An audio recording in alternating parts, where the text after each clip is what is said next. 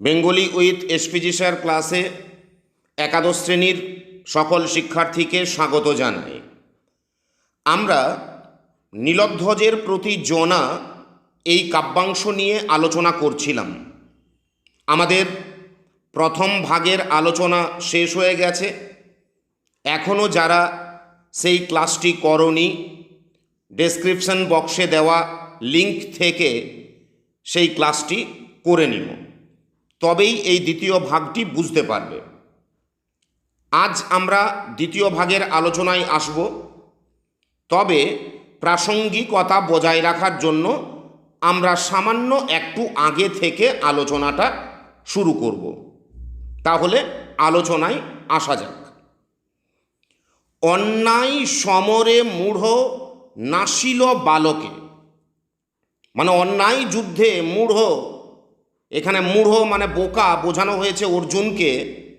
নাসিল মানে বিনাশ করল, বালকে মানে বালককে, এখানে প্রবীরকে বোঝানো হয়েছে। জনার পুত্র প্রবীরকে অন্যায় যুদ্ধে অর্জুন বিনাশ করেছেন বলে জনার বিশ্বাস। অতএব জনা বলেছে তার স্বামী নীলধ্বজকে, নাশ মানে বিনাশ করো, মহেশ্বাস মহাধনুর্ধর তারে মানে অর্জুনকে। ভুলিব এ জ্বালা, এ বিষম জ্বালা দেব ভুলিব সত্তরে।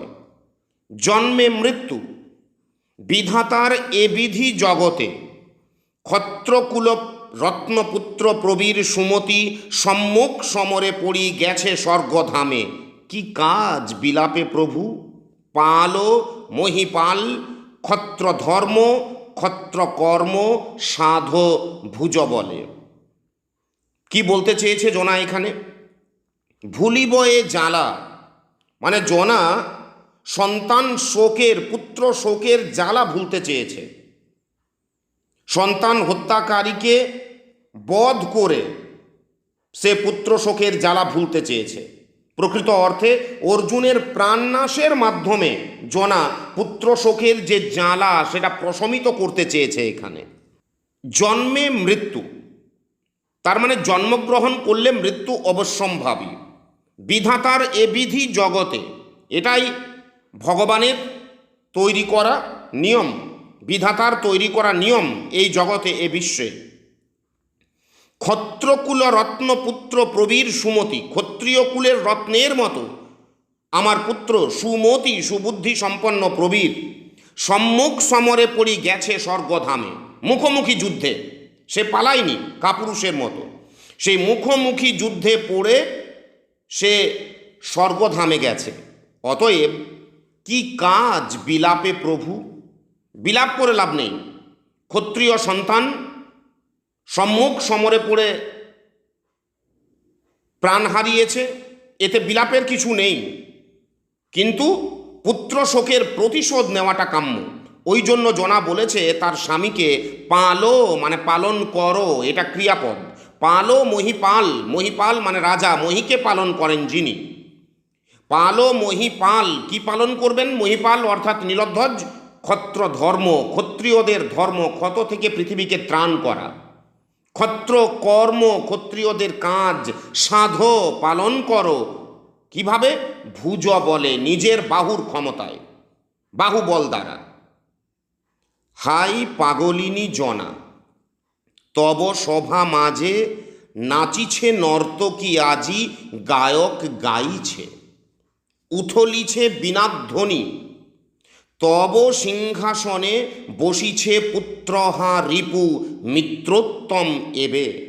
সেবিছ যতনে তুমি অতিথি রতনে। এখানে জনা নিজেকেই পাগলিনী বলেছে। কেন বলেছে? না, তার সভার মাঝে আজকে নর্তকী নাচ করছে, গায়ক গান গাইছে, আর বীণার ধ্বনি উথলে উঠছে সেখানে।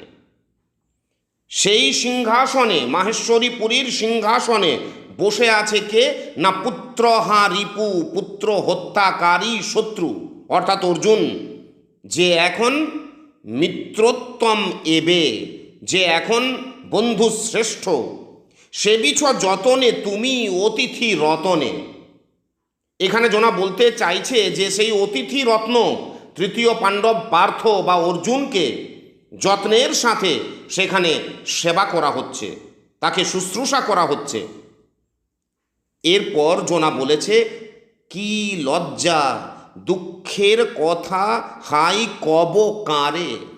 মানে এই দুঃখের কথাটা আমি কাকে বলবো? হতজ্ঞান আজি কি হে পুত্রের বিহনে মাহেশ্বরী পুরীশ্বর নীলধ্বজ রথী। যে দারুণ বিধি রাজা আঁধারিলা আজি রাজ্য, হরিপুত্র ধনে হরিলা কি তিনি জ্ঞানতব। তা না হলে কহ মোরে কেন এ পাষণ্ড পাণ্ডুরথী পার্থ তবপুরে অতিথি। কেমনে তুমি হাই মিত্র ভাবে পরশ সে কর, যাহা প্রবীরের লোহে লোহিত। ক্ষত্রিয় ধর্ম এই কি নৃমণি, কোথা ধনু কোথা তুন কোথা চর্ম অসি, না ভেদি রিপুর বক্ষ তীক্ষ্ণতম স্বরে রণক্ষেত্রে মিষ্টালাপে তুষিছ কি তুমি কর্ণতার শোভাতলে। কি কহিবে কহ যবে দেশ দেশান্তরে জনরব লবে এ কাহিনী, কি কহিবে ক্ষত্রপতি যত। এই যে জনা তার স্বামীর উদ্দেশ্যেই মন্তব্য করল, আমরা এটার এবার সরলার্থ দেখে নেব। পুত্র হত্যার প্রতিশোধ না নিয়ে রাজা নীলধ্বজ পুত্রের হত্যাকারীর সাথে সন্ধি করবেন, এটা জনার কল্পনার বাইরে ছিল। এ ঘটনায় যেমন রাজমহিষী জনার ব্যক্তিগত বিষাদ যন্ত্রণা তীব্রতর হয়েছিল, তেমনি ক্ষত্রিয় বংশের স্ত্রী ও কন্যা হিসেবে তিনি প্রত্যক্ষ করেছিলেন ক্ষত্রিয় ধর্মের অমর্যাদা। পুত্র ঘাতককে রণক্ষেত্রে হত্যা করার বদলে তাকে বন্দনা করার জন্য নর্তকীর নৃত্য, গায়কের গান বা বীণা বাদকের বীণাধ্বনির যে আয়োজন, এ সমস্ত জনার কাছে অসহনীয় হয়ে ওঠে। বীর ধর্ম থেকে ক্ষত্রিয় স্বামীর এরকম বিচ্যুতি তাকে ক্ষুব্ধ করে তোলে স্বামীর বিরুদ্ধে। সেই কারণেই তিনি বলেন যে তার স্বামীর পুত্রের বিহনে পুত্রকে হারিয়ে কি জ্ঞানও হারিয়ে ফেলেছেন তিনি। মাহেশ্বরীপুরীর সম্রাট নীলধ্বজ রথী পুত্রকে হারিয়ে কি জ্ঞানও হারিয়েছেন। অথবা বলেছেন যে দারুণ বিধি, মানে যে নিদারুণ বিধাতা রাজা আঁধারিলা আজি রাজ্য হরিপুত্র ধনে হরিলা কি তিনি জ্ঞানতব। মানে যে ভগবান বিধাতা আজকে আমার পুত্র সম্পদকে হরণ করে এই রাজ্যকে অন্ধকার করে তুলেছে, তিনি কি তোমার জ্ঞানকেও হরণ করেছেন। তা না হলে কহ মোরে কেন এ পাষণ্ড পাণ্ডুরথী পার্থ তবপুরে অতিথি। নইলে আমাকে বলো কেন এই পাষণ্ড ধর্মজ্ঞানহীন নির্মম নৃশংস পাণ্ডুরথী পার্থ মানে অর্জুন তোমার পুরীতে অতিথি। কেমনে তুমি হাই মিত্র ভাবে পরশসে কর, তুমি কেমন করে বন্ধু হিসেবে তার কর মানে হস্ত স্পর্শ করো। যাহা মানে যে হাত প্রবীরের লোহে লোহিত, প্রবীরের রক্তে রঞ্জিত। ক্ষত্রিয় ধর্ম এই কি নৃমণি। হে রাজা, এটা কি ক্ষত্রিয় ধর্ম? ক্ষত্রিয় ধর্ম কি প্রতিশোধ নেওয়া। কিন্তু বলেছে এটা কি ক্ষত্রিয় ধর্ম? কোথা ধনু, কোথায় তোমার ধনু, কোথা তুন, কোথায় তোমার বান রাখার আধার, কোথা চর্ম অসি। চর্ম কথাটার এরকম আক্ষরিক অর্থ হচ্ছে চামড়া, কিন্তু এখানে বোঝানো হয়েছে বর্মকে। কোথায় তোমার তরোয়াল। না ভেদি রিপুর বক্ষ তীক্ষ্ণতম স্বরে রণক্ষেত্রে, শত্রুর বুক সবচেয়ে ধারালো তীর দিয়ে যুদ্ধক্ষেত্রে না বিঁধে মিষ্টালাপে তুষিছ কি তুমি কর্ণতার শোভাতলে। মিষ্টি মিষ্টি কথা বলে মিষ্টালাপ দিয়ে তুমি কি তার কর্ণ মানে কান শোভা তলে তুষিছ মানে তোষণ করছো, তুষ্ট করছো। কি কহিবে কহ যবে দেশে দেশান্তরে জনরব লবে এ কাহিনী। যখন দেশে দেশান্তরে এ কাহিনী ছড়িয়ে যাবে যে রাজা নীলধ্বজ তার পুত্র হন্তা অর্জুনকে বদলা না নিয়ে তাকে নিজের সিংহাসনে বসিয়ে তার আমোদ আহ্লাদের ঢালাও বন্দোবস্ত করেছিলেন। কি কহিবে কহ যবে দেশে দেশান্তরে জনরব লবে এ কাহিনী, কি কহিবে ক্ষত্রপতি যত, ক্ষত্রিয় কুলের যারা বিখ্যাত বিখ্যাত রাজা তারাই বা কি বলবে তোমার এই কাপুরুষোচিত আচরণের জন্য। আসলে জনা যেন এখানে বোঝাতে চেয়েছেন যে নীলধ্বজের এহেন কাপুরুষোচিত আচরণ তার গ্লানি এবং চরিত্র কলঙ্ক হয়ে উঠবে ভবিষ্যতে। আসলে জনা স্বামীকে অর্জুনের বিরুদ্ধে যুদ্ধে যাওয়ার জন্য উদ্দীপিত করতে চেয়েছেন। এবার আমরা পরের পংক্তিগুলোতে আসি। নরনারায়ণ জ্ঞানে শুনিনু পুজিছর পার্থে রাজা ভক্তিভাবে, এ কি ভ্রান্তি তব, হাই ভোজবালা কুন্তি কে না জানে তারে শৈরিনী, তনয় তার জারজ অর্জুনে কি লজ্জা কি গুণে তুমি পূজো রাজরথী নরনারায়ণ জ্ঞানে, রে দারুণ বিধি একই লীলা খেলা তোর বুঝিব কেমনে, একমাত্র পুত্র দিয়া নীলি পুনঃ তারে অকালে, আছিল মান তাও কি নাসিলি। নরনারায়ণ পার্থ কুলটা যে নারী বেশ্যা, গর্ভে তার কি হে জনমিলা আসি ঋষিকেশ, কোন শাস্ত্রে কোন বেদে লেখে কি পুরাণে এ কাহিনী। এবার আমরা একটু বিশ্লেষণে আসি। জনা বলেছেন যে শুনলাম তুমি পার্থকে নরনারায়ণ রূপে পূজা করছো। মানুষরূপী নারায়ণ বলতে এখানে অর্জুনকে বোঝানো হয়েছে। তো পার্থ যে নরনারায়ণ নয় এটাই যেন জনা এখানে প্রমাণ করতে চেয়েছেন। বলেছেন এ কি ভ্রান্তি তব, এটা কি তোমার ভুল, হাই ভোজবালা কুন্তি কে না জানে তারে শৈরিনী। ভোজরাজের বালিকা, ভোজরাজের মেয়ে, পাণ্ডবদের জননী কুন্তি কি ছিলেন না যদুবংশীয় রাজা সুরের কন্যা এবং শ্রীকৃষ্ণের পিতা বসুদেবের বোন ছিলেন। তার প্রকৃত নাম ছিল পৃথা। রাজা সুর তার পিসির পুত্র নিঃসন্তান কুন্তি ভোজকে সেই কন্যা দান করেছিলেন এবং এই পালক পিতার নাম অনুসারে পৃথার নাম হয় কুন্তি। সেই কারণে বলা হয়েছে যে ভোজবালা, ভোজরাজের বালিকা কুন্তি কে না জানে তারে শৈরিনী, মানে সবাই জানে যে তিনি হচ্ছেন স্বেচ্ছাচারিণী মহিলা, স্বামী থাকা সত্ত্বেও পরের প্রতি আসক্ত হয়েছেন তিনি বারে বার।